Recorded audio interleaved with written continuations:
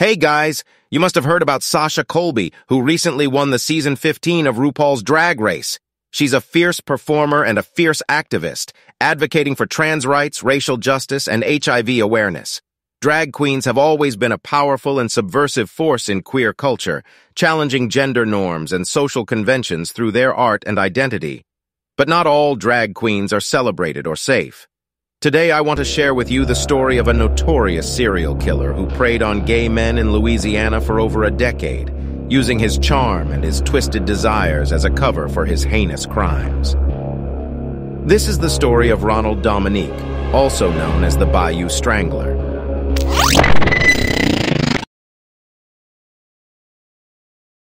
Ronald Dominique was born on January 9, 1964, in Bayou Blue, a small town in Louisiana. He was the youngest of 8 children, raised by his mother and stepfather in poverty and dysfunction. As a child, he was introverted and shy, often teased and bullied by his siblings and peers. As a teenager, he struggled with his sexuality and often turned to cross-dressing to escape reality. Later on, he began performing as a drag queen under the name Lavender Jane. By 1997, however, Dominique had turned to a different kind of performance altogether. That year, he began a killing spree that would last for the next 3 years. Dominique's first confirmed victim was 19-year-old David Mitchell. He was picked up while hitchhiking alone from his grandmother's house after attending a relative's birthday party. His body was found on July 14th in a ditch along a highway, near a wooded area in St. Charles Parish, 2 days after he was last seen. Forensic research showed that there was ditch water in David's lungs, and with no traces of physical trauma, drugs, or alcohol. After his arrest in 2006, Dominique confessed to the string of murders. He admitted to targeting vulnerable men and would lure them into his car before strangling them to death. Most of the bodies were dumped along the side of a highway in rural Louisiana.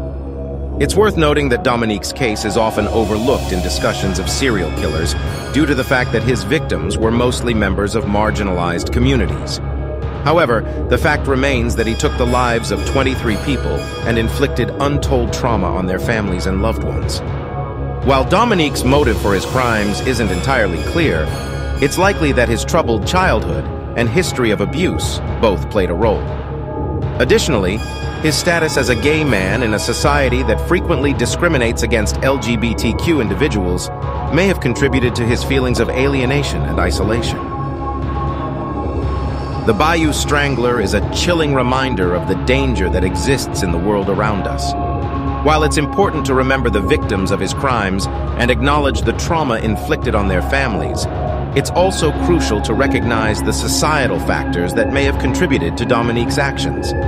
By understanding the complex interplay between individual psychology and broader social issues, we can work towards a safer, more just world for everyone. Thank you for watching, and I'll see you in the next video.